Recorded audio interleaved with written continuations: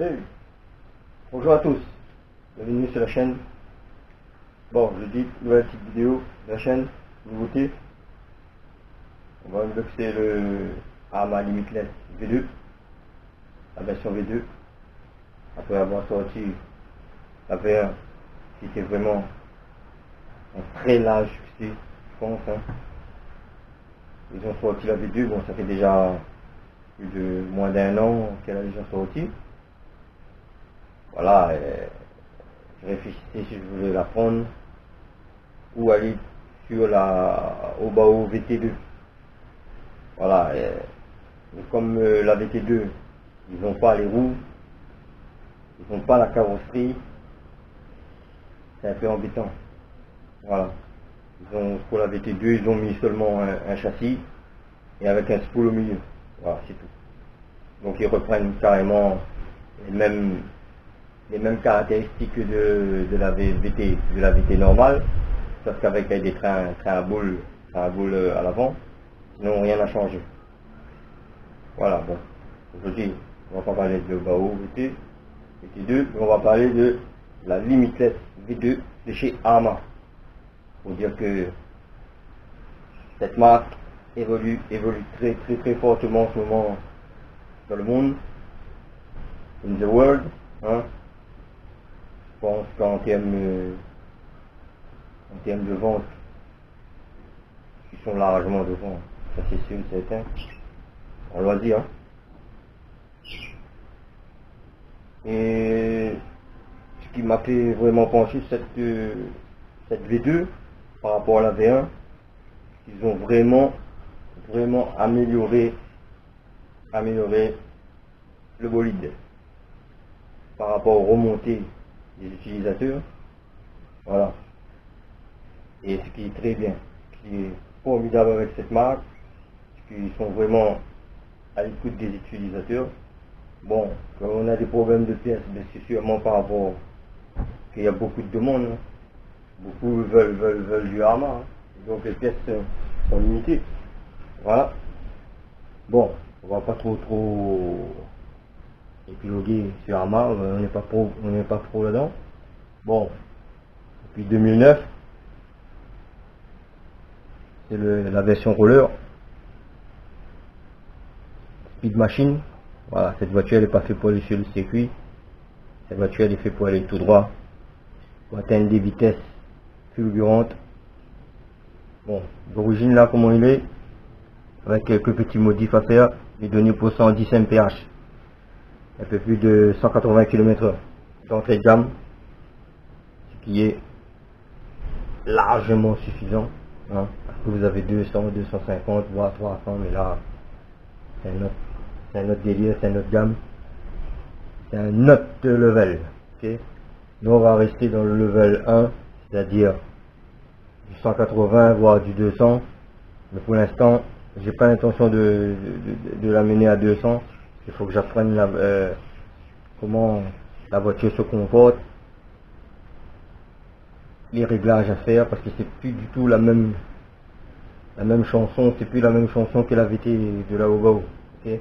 Déjà les roues sont beaucoup plus grandes. Les roues standards de la VT étaient en 98, les GAP, elles montent entre 105, 103, 105 mm, donc un peu beaucoup plus gros. Les pneus sont donnés essai test tout à 200 km/h.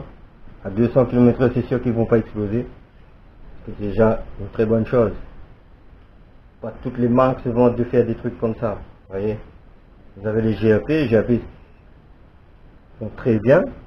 Et voilà, au bout de 3-4 speedruns, vous pouvez border les GAP, parce que la colle a déjà très travaillé, et c'est l'explosion, et c'est le crash assuré, parce qu'un pneu qui explose à 180, 190 voire 200, c'est le petit bonheur à la chance.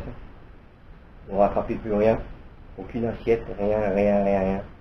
Là c'est goodbye, bye, au revoir. À 100 km/h, vous pouvez encore essayer de faire quelque chose, essayer de rattraper quelque chose. Et même, mais à 180, 200, vous avez plus de voiture, c'est certain. Et je parle pas de 200, 250 ou à 300, mais là, vous pulvérisez carrément l'engin. Bon, on va regarder un peu plus près. À l'arrière.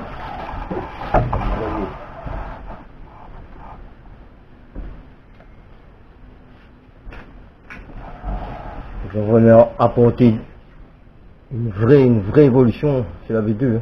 Voilà. Évolution. Et le spool, on va revenir après. À l'origine, ils étaient en 34 sur la V1. Ils ont mis en 39. La V1 était beaucoup plus court, ce qui engendrait beaucoup de vibrations au niveau du cardan central. Ils ont amélioré ça. Ils ont gardé la même structure, mais ils ont carrément rallongé la noix qui se situe à l'arrière parce que les vibrations sont le pignon arrière central et l'axe moteur qui engendrait beaucoup de vibrations. Et là ils ont raccourci carrément, c'est-à-dire ils ont réduit le cardan arrière. C'est une très bonne chose pour faire de la haute vitesse. Parce que plus votre cardan est grand, plus ça va vibrer et plus vous allez perdre en accélération et perdre en vitesse de pointe. On dit qu'un petit cardan va rester plus stable et moins d'avoir d'oscillation. Vous voyez? Ensuite, ils ont, voilà, c'est le nez. Je pense que ça c'est tout l'avant, c'est la même chose. Mais une petite nouveauté, enfin une grosse nouveauté pour moi, hein. La grosse nouveauté sur ce châssis, pour moi, c'est les diffs. Voilà, c'est les diffs. Parce qu'à l'origine, sur tous les 1/8e, voire 1/7e, mais je pense pas que l'infraction soit comme ça, hein. Je pense que c'est spécifique que pour la V2, Midland V2. Ils ont mis une couronne de diff de 42 et un pignon d'attaque de 15. C'est-à-dire qu'à l'origine de toutes les 1/8e, les pignons d'attaque sont en 13 et les diffs en 43. C'est-à-dire là, ils ont réduit carrément d'une dent la couronne différentielle de la boîte différentielle, et ils ont augmenté le pignon d'attaque de 2 dents, ce qui est énorme. C'est vraiment énorme pour faire du speed, ok. Mais avec ce genre de configuration, il faut pas trop mettre de gros KV. Voilà, faut descendre en dessous des 2000 kV. Le top là-dedans c'est un 1650 kV, voire un 1200, 1300. Il lui coller un gros pignon moteur. Et pour ça il faut avoir un gros moteur. Voilà. Vous n'allez pas mettre un petit 40-74 là-dedans et lui coller un pignon 34. Non. Là vous n'allez rien faire du tout. Ok. Vous allez rouler c'est sûr. Mais 150, 160, voilà, au bout de 3 passages, vous chauffez le vario, vous chauffez le moteur, vous prenez tout sur la batterie et c'est fini. Ok. Bon, on était où encore? Voilà. Ils ont amélioré la boîte du contrôleur ainsi que la boîte étanche pour mettre le récepteur dedans. Avant c'était une galère sur la V1. Ils ont vraiment retravaillé la chose. Un nouveau chariot moteur que à l'origine il peut encaisser un 49 cm, un 49 mm de diamètre, hein. Là à l'origine tous les 1/8e sont des diamètres 40 pour le moteur. Là vous pouvez mettre le 49, un 49-85. En option vous pouvez mettre un chariot moteur qui peut prendre une taille de moteur en 56 qui est vraiment très bien, tout en gardant votre fixation moteur, hein. Là vous avez le spool d'origine en 39 et la nouveauté c'est ça, ils ont mis une plaque centrale au lieu que leur truc en plastique là, comme vous trouvez sur les Arma et toute la gamme Arma. Donc ça c'est une très bonne chose, très bonne, en plaque, en métal carrément, à l'UCNC je pense. Ça c'est très bien. Bon là ici vous avez le fameux fond plat avec le diffuseur à l'arrière. On va venir en détail un peu dedans, hein. Bon, il est donné pour 730 mm de long, pour, je ne dis pas de bêtises, 730 de long, et l'anthrax de 406, c'est-à-dire l'empattement. L'empattement c'est entre la roue de devant et la roue de derrière, ça, en 406, ainsi qu'une largeur de 312 mm. Voilà. Cette voiture est tout inspirée, pas de la Formule 1, non, c'est plus sur l'IndyCar là, vous voyez. Voilà, des courses typiquement américaines. Voilà. Là vous voyez la version V1. Les corelles, la vidéo est mise sur le site là. Le truc est parti à 150 mph. Voilà, c'est plus de 250 km/h, 240 km/h en 8,6 secondes. Ce qui est vraiment phénoménal. Pour ce que c'est, hein. Pour du modélisme, bien sûr. Voilà. Bon, on a fait un peu le tour. On va regarder la voiture maintenant.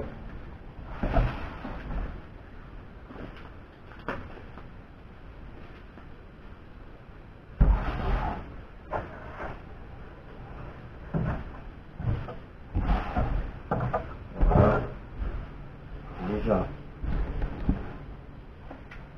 J'ai déjà je vous laisse admirer la bestiole, le bolide.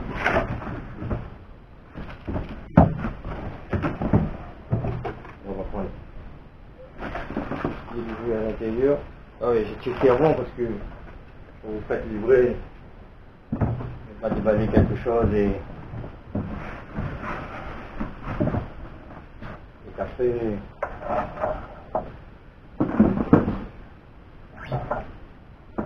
qu'on trouve des petites surprises dedans.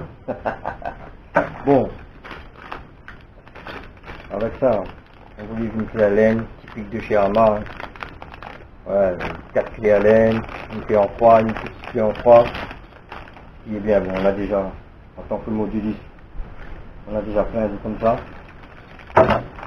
Dedans, ils ont mis pour le peu de carreaux de rechange, ainsi que le petit truc pour le diffuseur, c'est plus esthétique. Vous avez en forme d'aileron de requin. Ça se trouve à l'arrière. Une aile, une antenne. S'ajouter à ça le type de carreau. Voilà, parce que c'est du roller, donc ils n'ont pas installé carrément les clips du carreau. C'est à vous de l'installer comme vous avez déjà peint et tout. À l'intérieur, on retrouve les vis pour la fixation moteur, une petite BTR pour le pignon moteur, ainsi que deux petites vis. Voilà, ça c'est des petites vis secours, mais voilà, ils utilisent déjà les vis pour le pignon moteur, c'est du M4. Hein. Voilà. Là vous avez le manuel pour comment se démonte l'amortisseur, les huiles qu'il faut mettre dedans, une vide éclatée, au cas où il y a des pièces. Voilà, toutes les références sont là. C'est très bien. Alors là, vous avez comment on démonte le spool, pour pouvoir l'entretenir, ainsi que les diffs. On rappelle là-dedans, il n'y a pas de glissement limité, c'est pas comme sur Yamaha. Hein. Voilà. Parce que ça sert à rien d'avoir des différentiels à glissement limité parce que ça va tout droit. Voilà. Ensuite, voilà, nouveauté, bon, ils ont corrigé un peu leurs erreurs, ils ont mis des shims, c'est-à-dire des rondelles de calage au niveau des diffs. Parce que ben, c'est logique. À force, quand vous allez rouler vite, c'est sûr, dans les diffs, ça va bouger. Donc, ils ont mis des shims pour pouvoir faire le calage. Là, ils ne vont pas bouger, mais c'est à fur et à mesure, le roulage, que là, il faudra les installer, je pense. Bon, ce souci, je ne l'ai pas avec la Obao. Ok. Après tant d'années, tant de pointes de vitesse à plus de 180 sur la Obao, le disque n'a jamais bougé. J'ai jamais eu besoin de mettre des shims dessus. Ok. Ça c'est le point positif de la Obao. C'est diff. Là-dessus, il n'y a rien à dire. Sur le diff, il n'y a pas de concurrence, ça c'est sûr et certain. Après on va voir d'origine, hein, loisir, je parle bien loisir. Hein. Après vous avez des diffs renforcés, etc. Ben là c'est plus la même catégorie. Là on va voir les diffs de Yamaha, qu'est-ce que ça donne. Bon logiquement, si vous respectez tout, si vous êtes entre 160, 180, allez, c'est au max 200, je pense que les diffs ils n'auront pas de problème. Par contre, quand vous commencez à sauter à 200, voire plus, là il y aura anguille sous roche, sûr et certain. Parce que la pression est tellement énorme, que voilà, c'est haute vitesse, les diffs prennent cher. Bon, vous avez une inspection manuelle, voilà, qui vous dit les différentes choses pour le Yamaha. Voilà. Bon, ce que je regrette, moi j'ai toutes les pignons en forme de cerveau en 25. Donc je le bazar, je les mets en 25 parce que d'origine je mets en 23. Ça c'est pour faire vendre leur cerveau méga super là, qui vaut rien. Les Spectrum dans le cerveau là. Bon, la gamme au-dessus vraiment c'est bien, mais les gammes d'entrée de gamme, on va dire c'est pas bon, les Spectrum et compagnie. Bon, ensuite. Bien sûr, ils font la pub pour l'électronique, Spectrum, en ESC. Je rappelle, c'est pas du 6S, hein. C'est pour du 8S. Mais rien n'empêche que vous pouvez rouler en 4S, en 6S, en 8S. Peut-être voir du 12S. Soyons fous. Voilà. Voilà. Voilà, qui vous montre toutes les étapes à faire si vous voulez faire une carreau, une super carreau. Comme moi, je suis pas designer, elle aura une seule couleur, ah là il y a ses bolides et basta. Voilà. Voilà, il vous montre tous les trucs, comment monter le cerveau, comment installer le SC, compagnie. Vous voyez, ça ne prend trop rien. Là par contre, il vous donne des caractéristiques en 39. Je vous explique bien le rapport que vous devrez engager, voilà, en mettant son moteur, bien sûr. Maintenant, si vous mettez un autre moteur, la configuration n'est plus le même. Ok. Voilà, là, ils montrent comment mettre le pignon, ainsi de suite. Voilà. Les roues, fameux roues, des deux bouts. Voilà. Qui est donné pour 200 km de la musique flattée, comme je vous montrais tout à l'heure.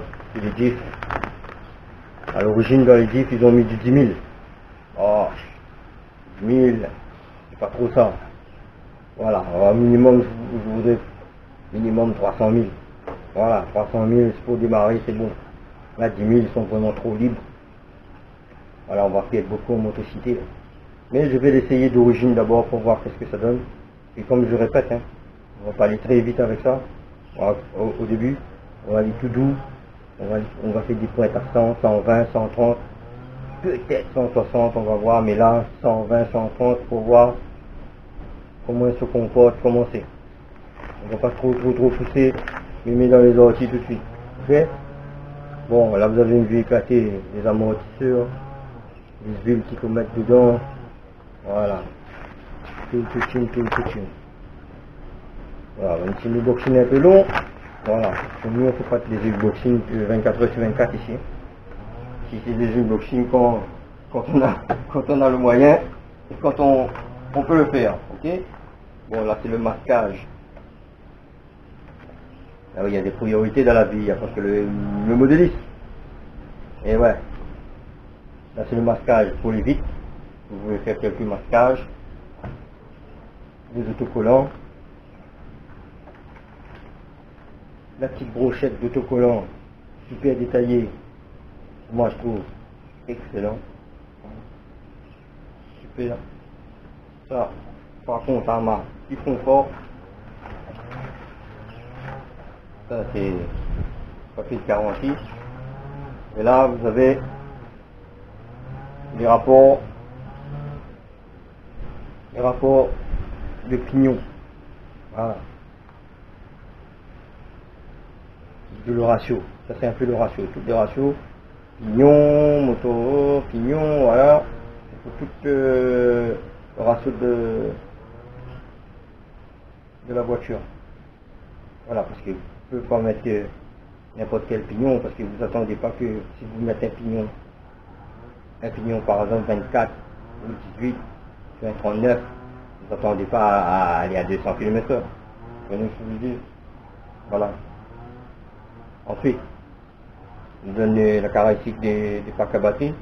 Je vais prendre des batteries de 150 mm en 151 de large et en 70 mm de hauteur. Et là vous avez d'origine, comme je vous ai dit, le chariot moteur diamètre 50, il est d'origine dessus. Et en option, vous pouvez mettre jusqu'à la taille 56. Un diamètre de moteur 56, mais c'est en option. Voilà, le chariot moteur, je vais monter depuis le côté quoi. Voilà. Bon, et on va ranger ça. Et on va regarder de plus près la voiture.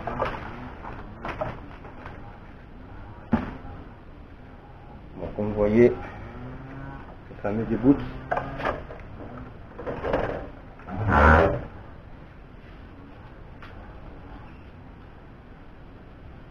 Le fameux débout.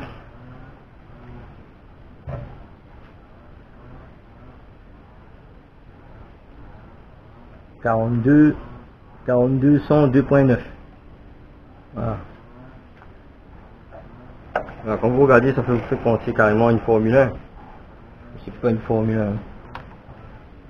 Je pense plus à une IndyCar que la Formule 1. Oui, ils ont un peu un relief de la Formule 1, parce que la Formule 1 c'est tout pointu devant, arrondi et filé après. Donc lui il fait. Voilà, c'est un mélange des deux, d'IndyCar et de Formule 1. Bon, à l'avant, vous avez ce super nez là. Voilà, tous ces déflecteurs pour l'aérodynamique. Voilà, après il faudra couper suivant la vitesse que vous voulez avoir et la conduite que vous voulez avoir. Vous voyez, cela se trouve à l'avant, cela se trouve à l'arrière aussi. Il faudra couper pour un appui aérodynamique. Voilà, parce que ça, comme je l'ai dit, c'est fait pour aller tout droit. Voilà. Et moi je vais aller un petit peu sur un parking pour voir, voilà. Là on va pas taper des pointes tout de suite avec. Non, non, on va se familiariser avec le bolide pour pouvoir ensuite voir le comportement de la voiture et voir qu'est-ce qu'on peut faire avec. Voilà. Tout en restant raisonnable. Voilà. On va pas faire comme les ricains à 300 km/h là. Ils bousillent 3 ou moins 3-4 limitless par mois. Oui, là-bas c'est la source. Hein.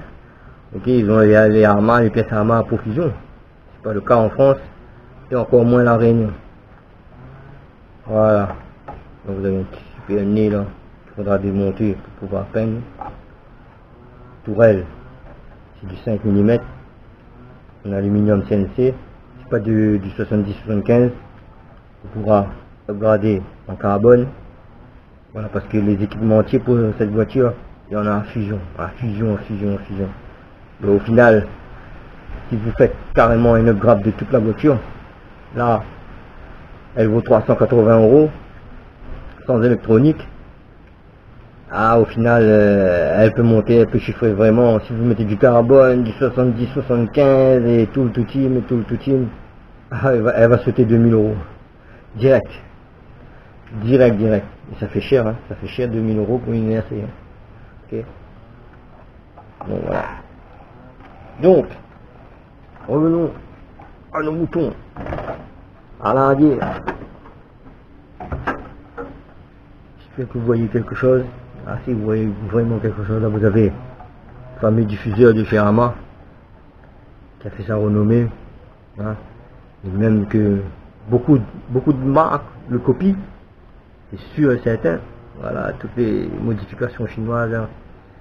Les FC Racine, les FTX, et les Didi, les copient carrément le Felony. Voilà.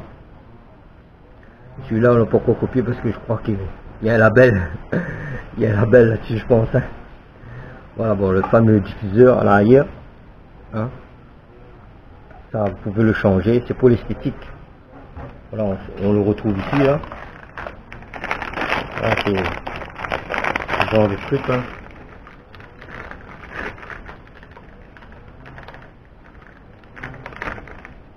Le diffuseur, là, c'est ce genre de truc.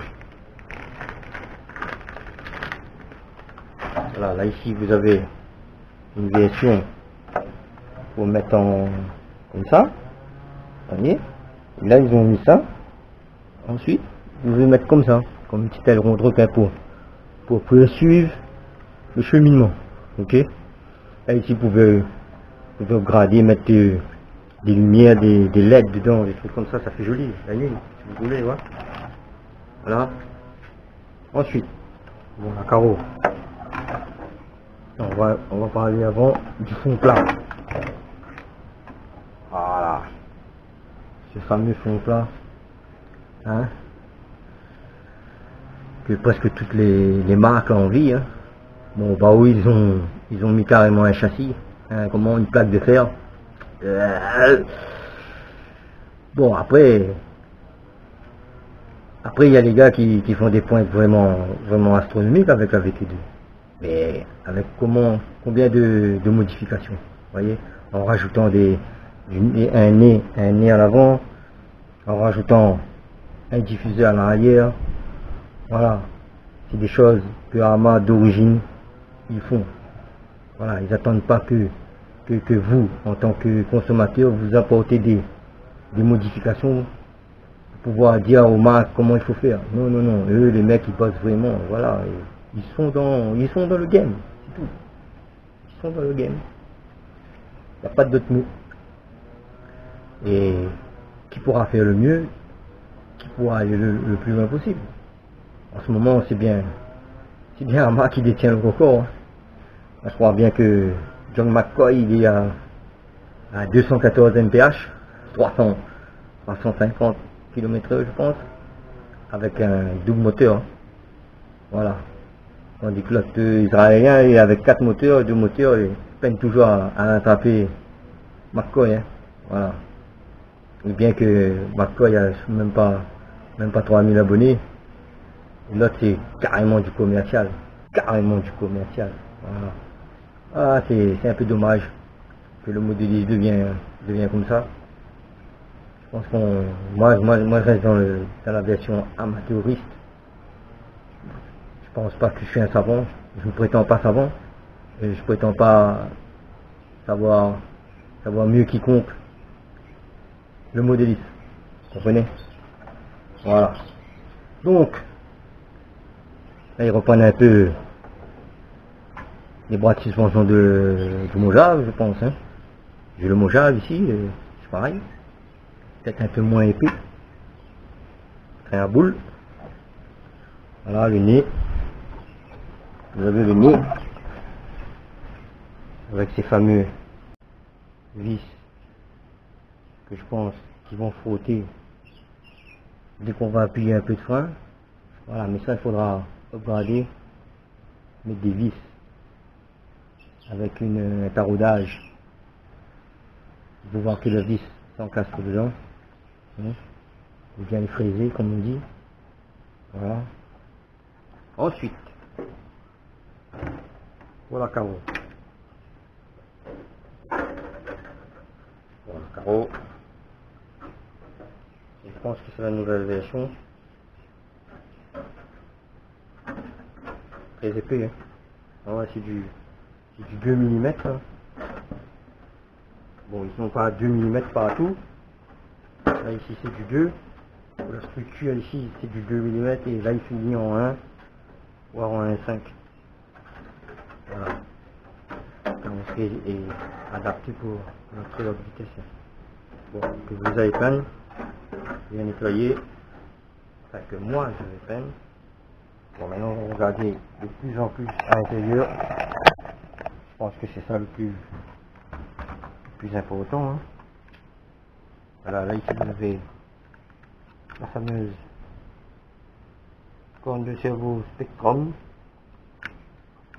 Ah, ça c'est le petit point négatif pour moi, hein, de mettre une corne de cerveau en alu, c'est bien, mais en 23T, vu que la plupart des revendeurs de cerveau ils font en 25T, voilà, donc ça c'est à changer. Ça, je n'ai pas de cerveau en 23T. Ça c'est le petit point faible. C'est minime. Si vous avez la platine radio, ainsi que la platine de l'ESC, voilà, ça c'est très bien. Ils ont carrément revisité la chose.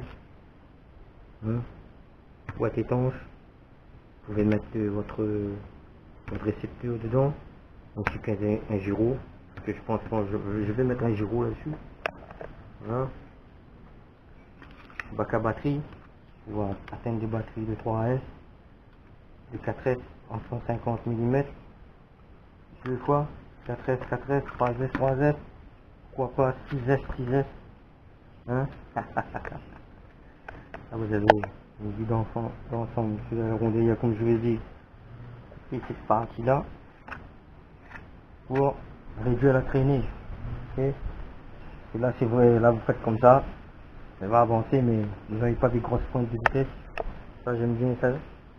J'ai un petit aileron, casse un peu le flux d'air là, pour voir que la voiture reste stable. Bon, le moteur Big Bore, aluminium, très solide, du concret, hein. Voilà, avec une barre, je crois bien à 4 ou 5 mm, petits amortisseurs, pareil à l'arrière, réglable, 3 niveaux. Bon, ils ont mis au milieu, vous avez un autre niveau pour rabaisser encore, pour remonter. Par contre ici il n'y a pas de réglage. Au niveau des cardons arrière, Dogbone, mais vraiment mastoc, hein. Ah ouais, comparé à la VT, je pense que la VT2 ils ont augmenté aussi, mais pas comparé à la VT1. Ah non, rien à voir, c'est carrément une barre de fer le truc. Voilà, c'est sympa, la barre stabilisatrice. Voilà, le calage du diff, pincement du différentiel, de la boîte différentielle sont en plastique, on pourra upgrader en aluminium ou en ferraille, ce qu'il y a de bon. Voilà, là ils ont déjà mis la carrosserie pour pouvoir mettre une carrosserie de GT dessus, parce qu'il y a des carrosseries de GT pour ça, mais il faudra changer la patte de fixation qui vient ici, pour pouvoir virer ça, un nouveau flot, et à l'avant aussi, parce que là vous ne pouvez pas mettre la carrosserie de la GT dessus. Il faudra enlever tout ça, tout le nez avant, et remettre une structure spécifique, un parachoc spécifique pour pouvoir pouvoir prendre la carrosserie de la GT. Ensuite, bon, comme je vous ai dit, voilà la grosse amélioration que Yamaha a fait, c'est la longueur du cardan central arrière. Parce que à l'origine, le cardan sortait d'ici et allait jusqu'à là. Et à la grande vitesse, à 160, 180 voire 200, ce truc était comme une queue, voilà, comme un petit verre qui se baladait comme ça, qui bougeait. Voilà, ils ont réduit ça pour pouvoir limiter l'oscillement du cardan, ce qui est très bien. Bon, cardan central et mastoc, hein. Voilà, comme je vous l'ai dit, ça c'est pour du 160, 180, ça va faire le taf. Après vous avez des upgrades avec des cardans du israélien là, Shifin, qui vous offre des cardans mastoc en carbone, comme ils disent, pour une perfect passe. Voilà. Nous on va acheter ici, on a la réunion ici, parce que ici, si tu peux finir des cardans comme ça va te coûter un bar. Donc on va tester d'origine. Voilà. Le fameux spool en 39 dents, parce que sur la V1, ils étaient en 34, ils ont amélioré, ils ont mis 39 par rapport, comme je vous ai dit, le corps de diff et le pignon d'attaque ont changé. Ils pouvaient rester en 34, ils étaient en pignon d'attaque de 13 et couronne différentielle 43, mais là ils ont mis du 42 pour du pignon d'attaque de 15. Donc ici, il faudrait augmenter. Voilà. Après, libre à vous de réduire ça pour aller encore plus vite. Mais comme je vous ai dit, à une vitesse donnée sur ce genre de bolide, elle ne tiendra pas le pavé. Il faudra faire des améliorations techniques, des améliorations aérodynamiques. Voilà, là, parce que là, il est donné pour 180, là, comme il est là. Voilà, juste en enlevant ça, en coupant un peu le nez. Voilà, sans rien toucher, 180 d'entrée, balle.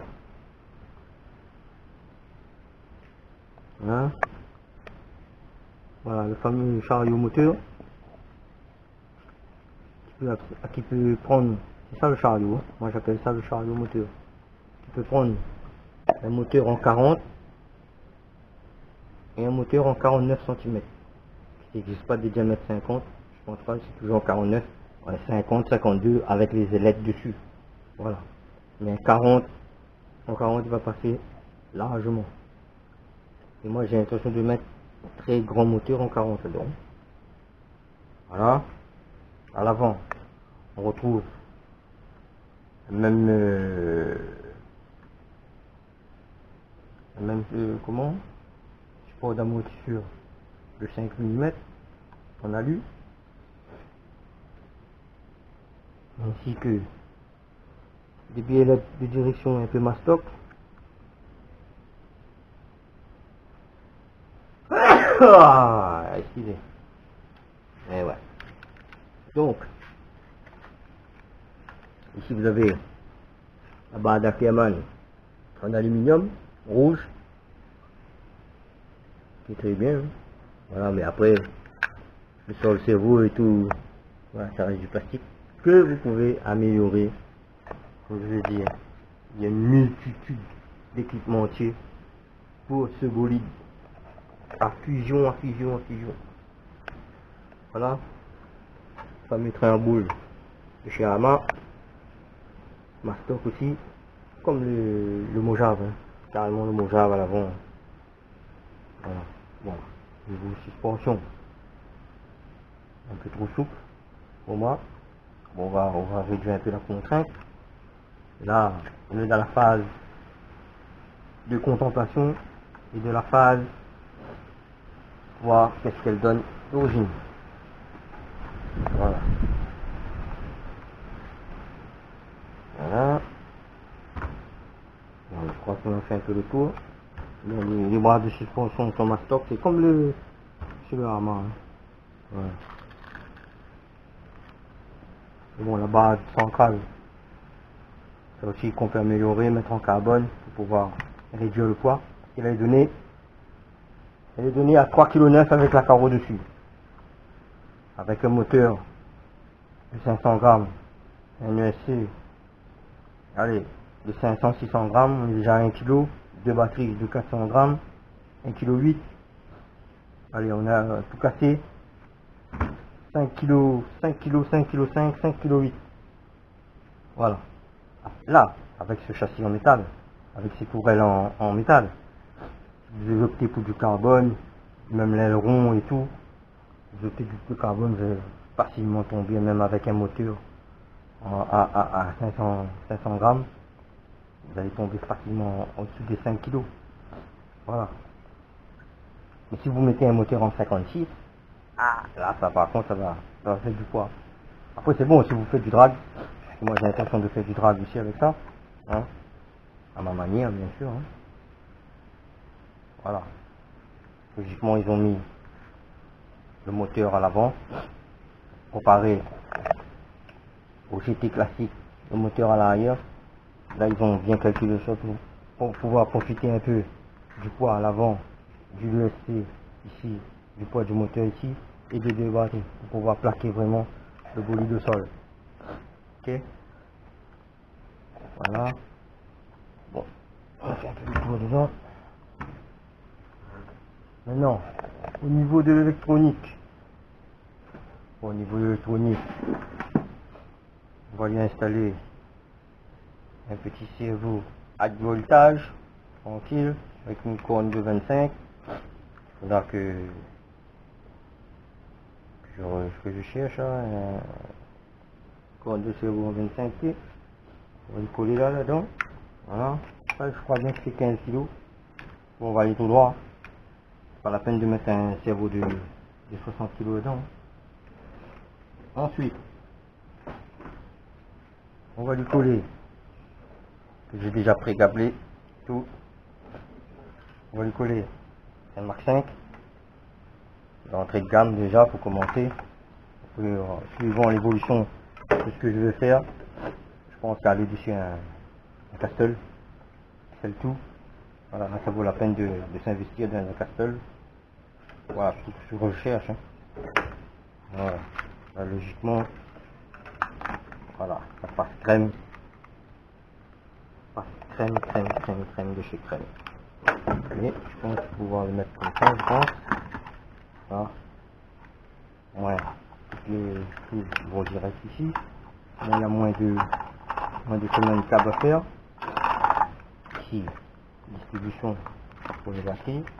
Voilà, elles vont commencer à tourner avec du CT90 pour les vitesses.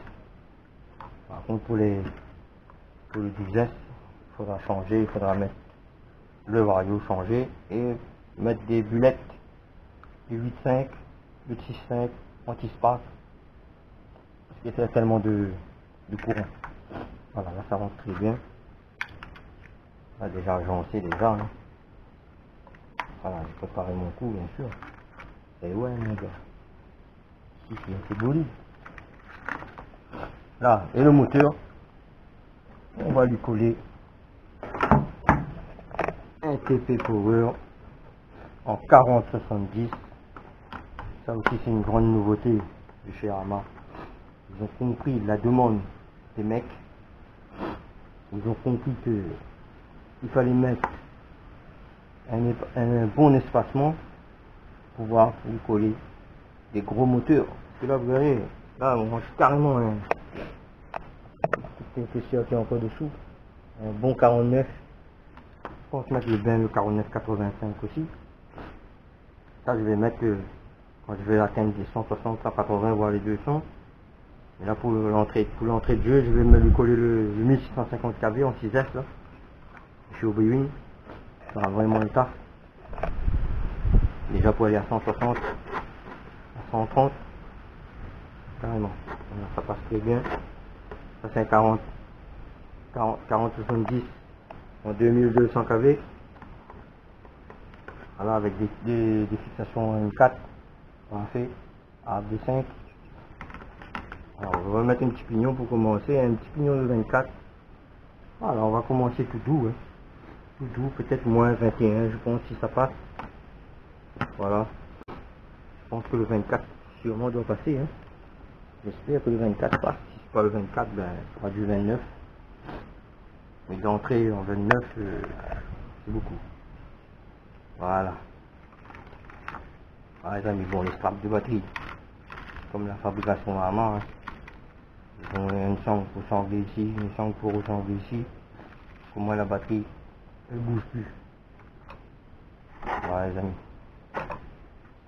Voilà la petite vidéo. Yamaha Limitless V2 équipé du Mark 5 et du TP Power.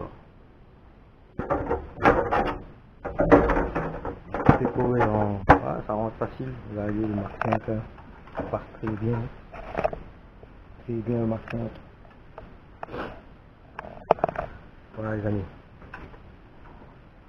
J'espère que cette petite vidéo vous a plu. Je vous dis à une prochaine pour le montage, c'est-à-dire bon, je vais pas filmer le montage, je le fais tranquille, pépère, sans me presser, ainsi que fun, et après faire un petit test de roulage sur un parking tranquille, voir les accélérations, voir comment la voiture se comporte. Voilà les amis, j'espère que cette petite vidéo un peu longue vous a plu. Voilà, pour le bolide, il fallait le faire. Voilà les amis. Thanks for the watching. Je vous dis à une autre vidéo. Alright guys, next video is coming.